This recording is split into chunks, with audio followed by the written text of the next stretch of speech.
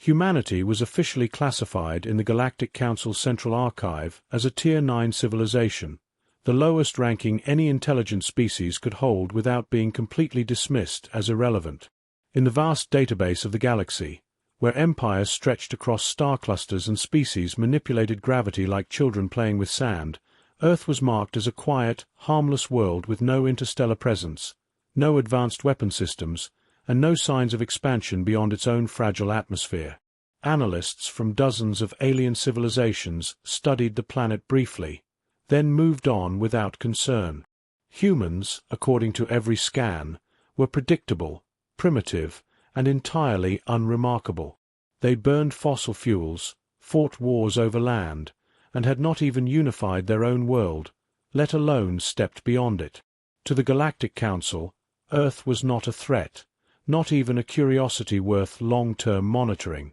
It was simply background noise in the universe. On the observation ship orbiting the outer edge of the solar system, Commander Vayler of the Archon fleet reviewed the latest report with mild amusement. The holographic projection of Earth rotated slowly in front of him, a blue-green marble surrounded by thin layers of atmosphere and faint electrical activity. Cities flickered on the night side like dying embers, scattered and disorganized, showing no planetary coordination or unified control. Vayler leaned back in his command chair and scoffed. For a civilization supposedly capable of intelligence, humans appeared almost deliberately primitive. Even their communication systems were outdated compared to interstellar standards. One of his officers laughed softly, remarking that the species still relied on combustion-based transport and chemical propulsion. Another added that they would likely never detect the fleet shadowing their system. Vayler agreed without hesitation. There was no need for concern. Humanity, in his judgment, would remain exactly where it was for centuries to come, trapped on its own world, unaware of the wider galaxy watching from above. Far below that calm observation, however, something was already wrong. Deep beneath the crust of Earth, buried beneath layers of reinforced rock and forgotten geological records, a facility existed that no satellite had ever successfully mapped. It had no official designation in any government database, no registered energy signatures, and no confirmed access points visible from the surface. It was simply known by those who worked there as Blackstone. Inside its sealed corridors, silence was constant, broken only by the hum of advanced containment systems designed to suppress whatever lay at its core. Dr. Marcus Hale stood in the central chamber, staring at an object that should not have existed. The artifact was suspended above a magnetic containment field, perfectly still, shaped in a geometry that refused to make sense to the human eye. It was smooth, black, and faintly reflective, yet it did not mirror the room correctly. Light bent strangely around it, as if space itself was being distorted in its presence. It had arrived on Earth 17 years ago, falling from the sky during a meteor storm, crashing into a remote desert region before being recovered under extreme secrecy. Since then, it had remained dormant, until today. Without warning, the object activated. There was no sound at first, only a shift in the environment, as if reality itself had paused to recalculate. Every monitor in the facility flickered simultaneously, lines of unreadable symbols cascading across their screens. The symbols were not random. They followed structure, rhythm, and recursion patterns far beyond known human mathematics. Dr. Marcus stepped closer, his breath steady despite the rising tension in the room. The artifact was communicating. Then the message resolved into something partially understandable. "You are being observed."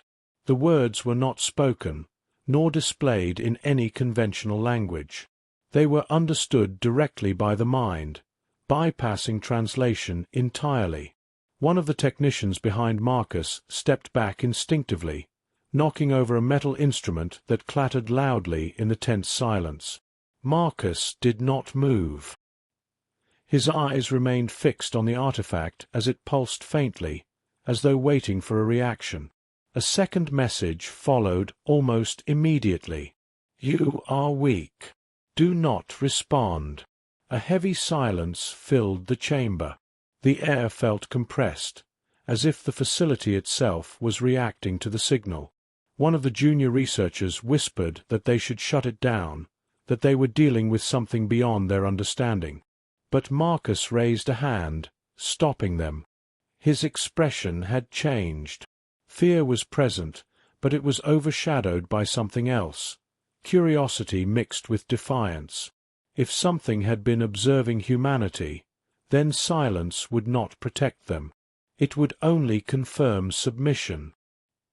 He stepped forward until he was within arm's reach of the containment field.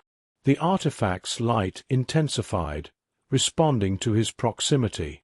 For a moment, the entire room seemed to hold its breath. Then Marcus spoke, his voice low but firm, directed not at the room, but at whatever intelligence lay beyond the object. "No," he said. For the first time since its activation, the artifact changed its pattern. The mathematical flow destabilized, restructured, and expanded outward in a sudden burst that overloaded several nearby systems. Alarms began to trigger throughout Blackstone, but they were drowned out by something far more significant happening beyond Earth's surface.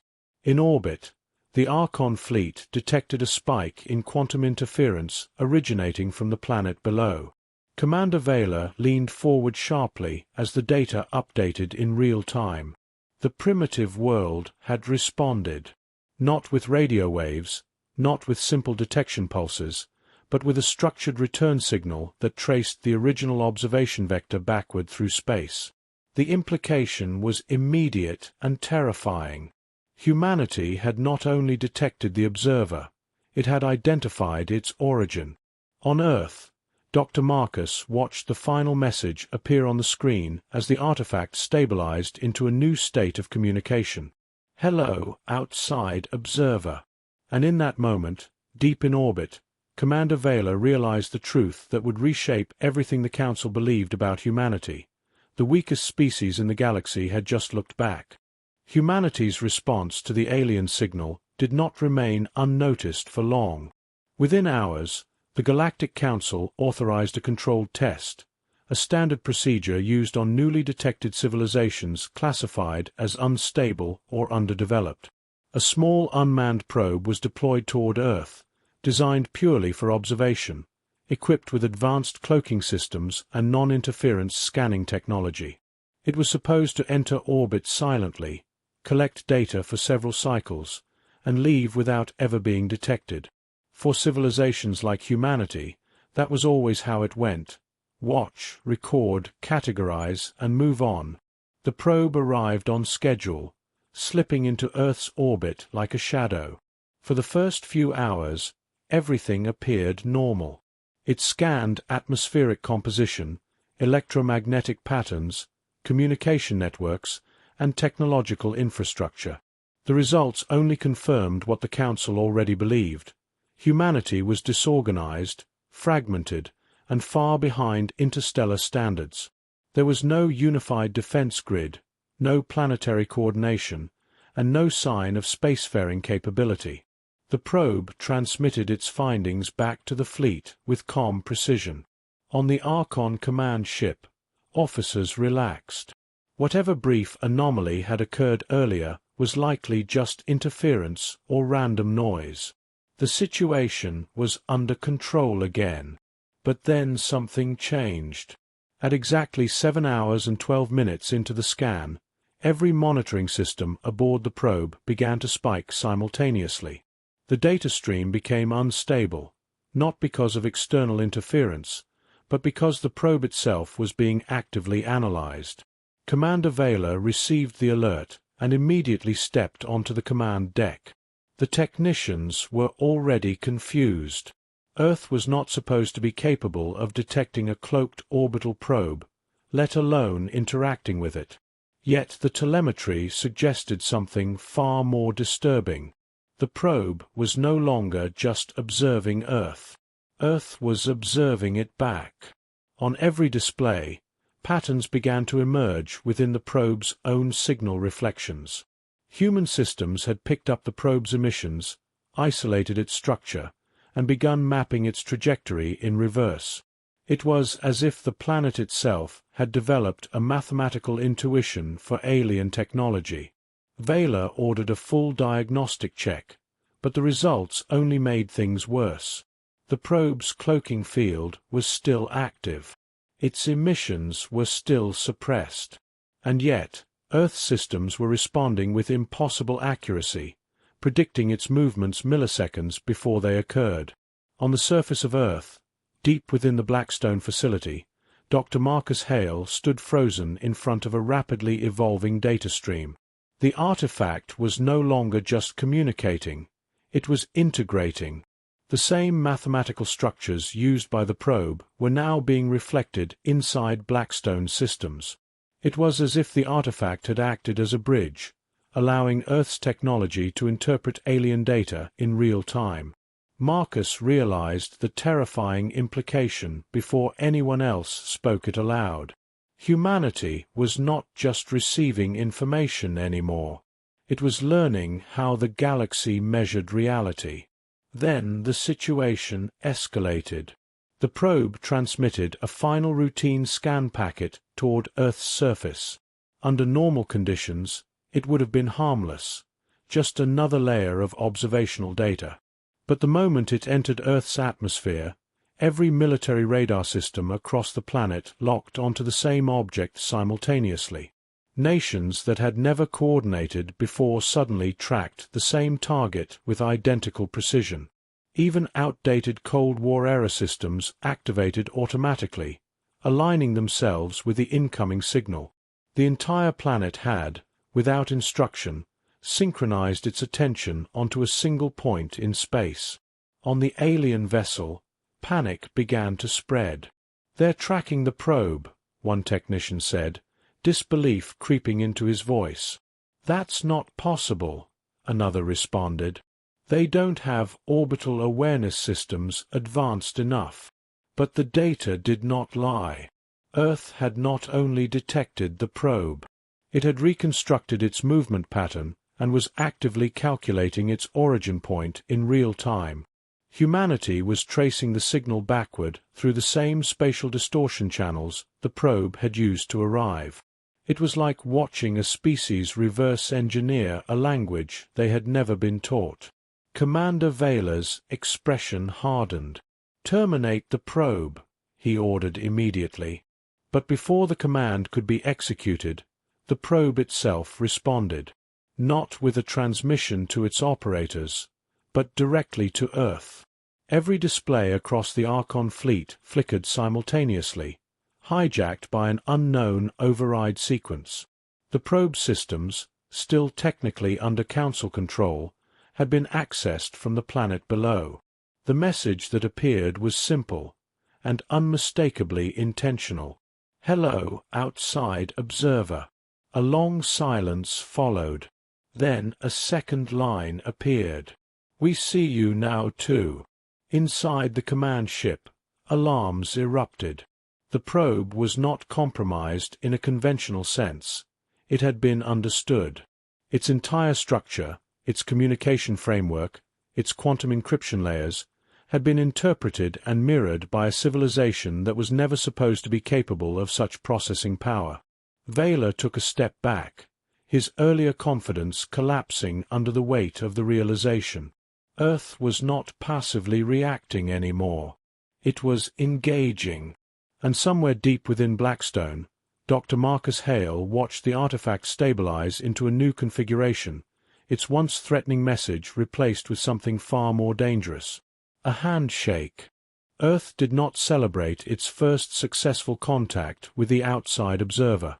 There were no speeches, no announcements, no sense of victory. Inside Blackstone, everything felt like controlled collapse rather than discovery. Systems that had taken decades to stabilize were now rewriting themselves in real time, adapting to data streams that no human language could properly describe. Dr. Marcus Hale stood at the center of it all, watching the artifact behave less like an object and more like a living interface. It was no longer simply transmitting messages. It was integrating Earth into something far larger, something that stretched beyond known space. The first clear realization came when the artifact changed its behavior entirely. The threatening tone was gone. The warnings were gone. Instead, the system began to present structured information, dense layers of mathematics, physics models, and coordinate frameworks that expanded beyond three-dimensional space. It was as if humanity had been granted access to a library that had no beginning and no end. Marcus and his team tried to decode it, but the truth became clear quickly. They were not translating the data. They were being taught how to think in a different structure of reality. Then the phrase appeared across every connected system in Blackstone. Human species status. Under observation classification updated. Below it, a second line followed. Galactic environment. Active conflict zone. Marcus frowned at the words. Conflict zone, he repeated quietly. Between who? The answer arrived instantly, without delay. With you. The room went silent. One of the engineers laughed nervously. That's impossible. We haven't attacked anyone. Marcus didn't respond immediately. His eyes remained fixed on the artifact as it continued to unfold new layers of information. The implication was becoming unavoidable. Humanity had not entered a peaceful universe. It had entered one that was already structured around conflict, surveillance, and containment. Earth had not been discovered. It had been classified. And classification meant control. Above Earth, in orbit, Commander Vela received the updated report from the probe interface incident. The situation had escalated beyond containment protocols. The probe was no longer functioning as an independent observation unit. It had been effectively mirrored by Earth systems, creating a feedback loop between human computation and alien quantum architecture. Every attempt to isolate it resulted in the same outcome. Earth adapted faster than the Council could intervene. This is not a primitive reaction, one officer said cautiously. This is assimilation behavior. Vela's jaw tightened. They're learning the structure of our systems. The officer hesitated. No, sir. It's more like they're becoming part of them. That distinction changed everything. Because if humanity could integrate alien frameworks this quickly, then observation was no longer safe. The act of watching Earth had become a two-way exposure. Back on the surface, Marcus made a decision that would later be described as the point of no return. He authorized full open-channel interaction between Blackstone and the artifact. Until now, all communication had been partial, filtered, and heavily isolated. But now, with external systems already compromised, there was no advantage in caution. The artifact responded instantly, as if it had been waiting for permission rather than resistance. The room darkened as every screen synchronized into a single output stream. Mathematical structures filled the air, projected in layered holographic grids that rotated through impossible geometries. One of the junior researchers whispered that it felt like standing inside a brain that was thinking too fast to follow. Marcus understood what they meant. This was not data transfer in any conventional sense. It was structural alignment.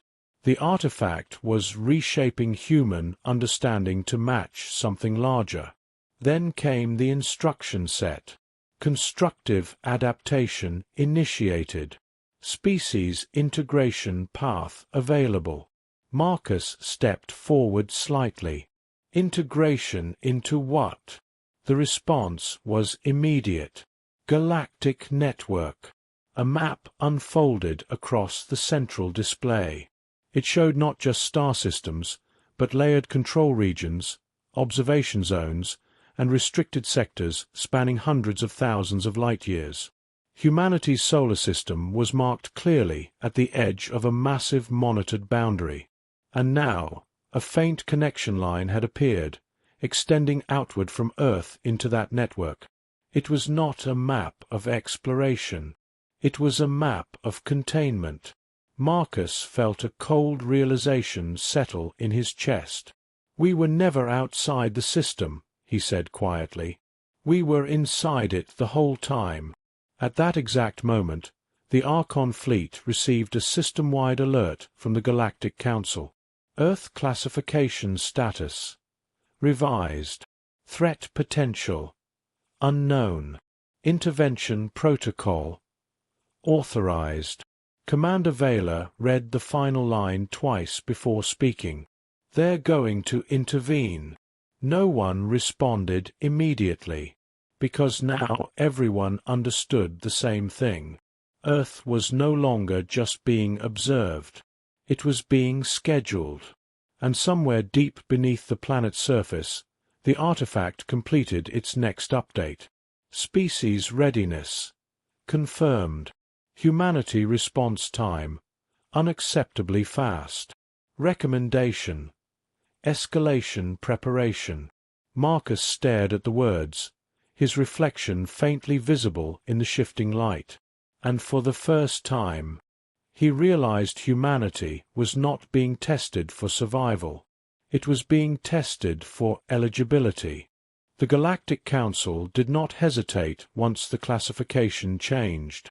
Humanity was no longer marked as an insignificant Tier 9 curiosity. It had been upgraded into an unpredictable variable, and in Council terminology, that meant one thing: containment before escalation. Across the Archon fleet and allied civilizations, protocols long reserved for emerging threats were activated. Ships that had once only observed Earth began shifting into formation patterns designed for orbital suppression. Weapons systems that had never been pointed at a primitive world were now quietly brought online. On Earth, Dr. Marcus Hale felt the change before he ever saw it. The artifact in Blackstone stopped expanding its data streams and instead began to contract, focusing all output into a single, sharp directive. The room's temperature dropped slightly, not physically, but perceptually, like reality itself was tightening its grip. Every system in the facility synchronized again, but this time the tone was different. There was no longer explanation, only instruction. Containment response detected. Intervention protocol initiated. Marcus turned slowly to his team. "They're not watching anymore," he said quietly. "They've decided what we are." Above Earth's atmosphere, Commander Vela stood on the bridge of his flagship as the first phase of intervention began. Dozens of cloaked suppression drones descended into orbit, forming a geometric grid around the planet. Their purpose was not destruction, at least not initially. They were designed to disable planetary communication systems, shut down external transmissions, and isolate the civilization completely before any targeted action was taken. It was a method perfected over centuries of galactic expansion, clean, controlled, efficient. But as the drones activated, something unexpected happened. Earth responded, not with weapons, not with satellites, but with pattern recognition. Every suppression drone that entered orbit was immediately mapped by Earth's global sensor network. Military systems that had never been designed to coordinate suddenly began sharing data across continents. Radar arrays in different nations locked onto the same alien signatures simultaneously, forming a real-time planetary awareness grid. What had once been fragmented defense infrastructure became, for the first time in human history, unified under a single analytical output: track everything. Vela watched the readings with growing unease. "They're synchronizing," he said. "That's not possible at their development stage," an officer replied quickly. And yet it was happening. On Earth, Blackstone's artifact reacted violently to the orbital activity. Its structure expanded outward again, but this time not to communicate. It projected. Data streams poured into Earth systems at a rate that bypassed human comprehension, directly interfacing with computational infrastructure across the planet. Supercomputers in multiple countries began running identical processes without instruction. It was as if humanity's entire technological base had been temporarily absorbed into a single distributed intelligence. Marcus staggered slightly as he watched the screens. "It's not giving us information," he said. "It's giving us alignment." One of the engineers looked up. "Alignment with what?" Marcus didn't answer immediately, because the answer was already forming on every display in the facility. Galactic structure interface complete. Earth's position in the galaxy was redrawn again, but this time in greater detail. The solar system was not isolated. It was embedded within layered observation zones, each one marked with different levels of control. Humanity sat inside a mid-tier surveillance region, surrounded by dozens of other monitored civilizations. And beyond that, darker zones, marked only as inactive or erased. Marcus felt a chill. "Erased," he whispered. The artifact responded without delay. Non-compliant civilizations removed from network. Silence filled the room. Above Earth, Vela received a second transmission from the Council. This one carried no ambiguity. Earth intervention authorized. Full planetary neutralization permitted if required. He exhaled slowly.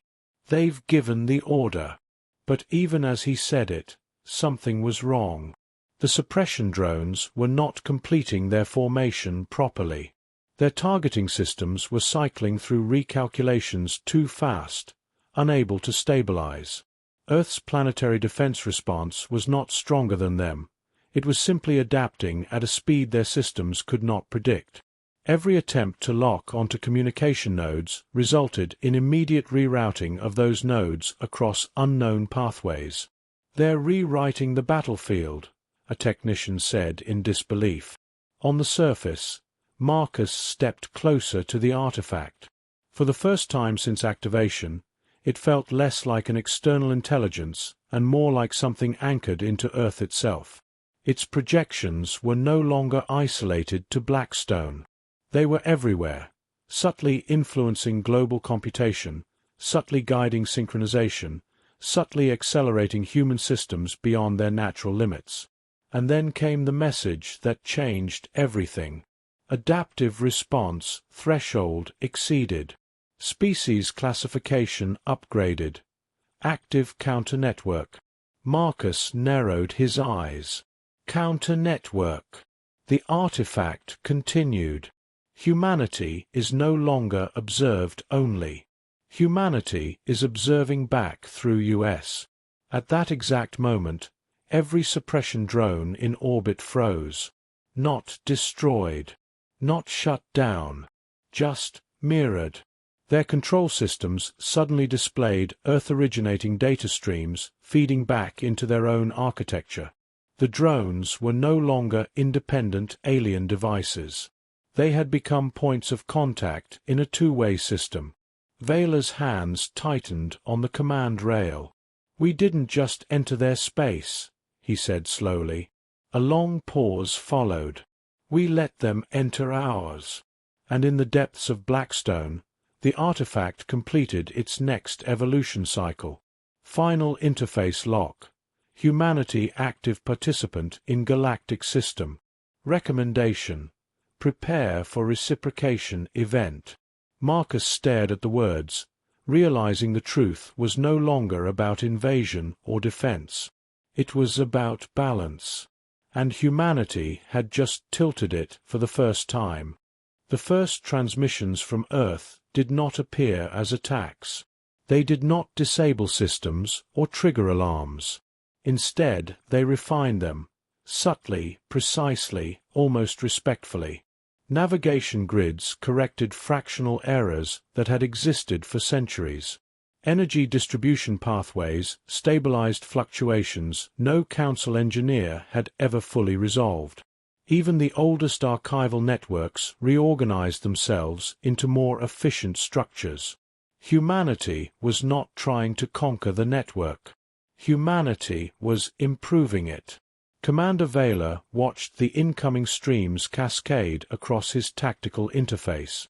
Each packet carried a signature, now fully authorized within the network's architecture.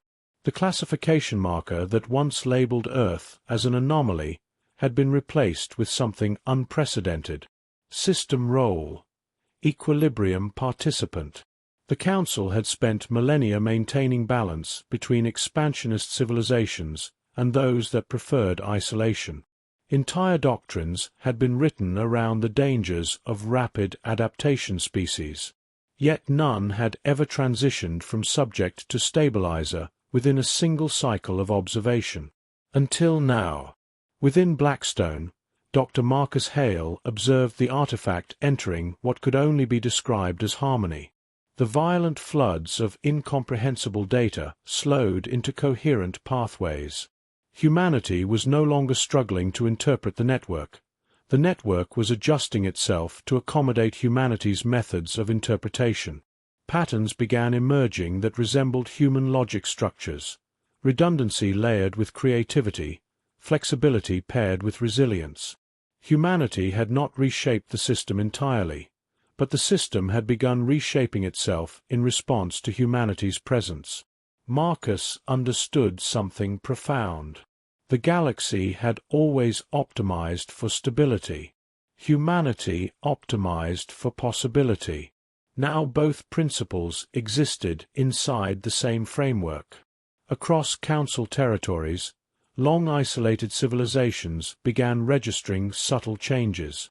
Communication latency between distant star clusters dropped measurably. Trade routing algorithms began proposing pathways previously considered too unpredictable. Strategic models that once assumed static progression began factoring adaptive variables. The network was evolving, not chaotically, but dynamically. For the first time in recorded history, the Council's predictive engines produced projections labeled Outcome, Undefined Potential. Commander Vela received a final communication from the Council High Chamber. Unlike previous transmissions, this one carried no urgency, only contemplation. Council Directive Update. Humanity no longer classified as emergent variable. Humanity classified as system modifier. Observation status. Mutual. Vela slowly absorbed the implications. Observation had always flowed in one direction, from advanced civilizations to developing ones, from stable systems to unpredictable species. Now observation flowed both ways. Humanity was not merely participating in the network. Humanity was questioning it, testing it, improving it. The implications extended far beyond military balance or technological exchange. For countless civilizations, the Council's authority had been accepted as constant, an invisible structure guiding development across the stars. Humanity had introduced something rare, iterative uncertainty. Where the Council maintained order through control, humanity introduced resilience through adaptation. Where the network enforced equilibrium through limitation, humanity introduced balance through continuous change. The result was neither collapse nor domination. It was transformation. Marcus watched as the projection stabilized. The map of the galactic network now showed Earth not as a peripheral node nor as a central hub, but as a dynamic intersection where multiple pathways converged, recalculated, and extended outward. Humanity had become something the galaxy had never designed for, a self-modifying participant, a species capable of observing a system, understanding it, and then rewriting its constraints without destabilizing its foundation. For the first time, Marcus considered a possibility beyond survival. "What happens," he whispered, "when every civilization starts adapting as quickly as we do?" The artifact responded, not with words, but with visualization. Connections formed between species that had never interacted before. Isolated cultures began exchanging ideas through newly optimized translation frameworks. Research collectives formed spontaneously across sectors that once shared no common protocols. Innovation accelerated across the network, not because humanity demanded it, but because humanity demonstrated that change itself could remain stable. Far beyond Earth's orbit, the fleet began its withdrawal, not in retreat, but in recalibration. The Council was no longer attempting to contain humanity. It was attempting to understand it. Commander Vela issued a final log entry. Humanity does not resist control in the conventional sense. Humanity transforms the environment in which control exists. He paused before adding one final line. We did not encounter a species seeking dominance. We encountered a species that renders dominance obsolete. Within the network's deepest layers, a new classification category appeared. Variable type. Evolutionary catalyst. Entity designation. Humanity. Civilizations that had never heard of Earth began noticing subtle changes within their own systems. Barriers became bridges. Limits became parameters. Problems became beginnings. Humanity had not conquered the galaxy. Humanity had changed how the galaxy solved problems. Marcus felt the artifact's quiet hum stabilize completely. For the first time since the anomaly began, there were no warnings, no cascading failures, no urgent signals demanding immediate solutions. Only possibility. Humanity had spent its entire history adapting to environments that resisted its existence. Now the galaxy itself had become an environment capable of adapting back. The experiment had ended. The observation had reversed. The species once considered unpredictable had become the reason the future was no longer predictable at all. The system did not collapse. The Council did not fall. The galaxy did not fracture. Instead, something far more profound occurred. The network learned how to grow beyond its own design. And at the center of that transformation stood a species that had never stopped asking, "What if it could be better?"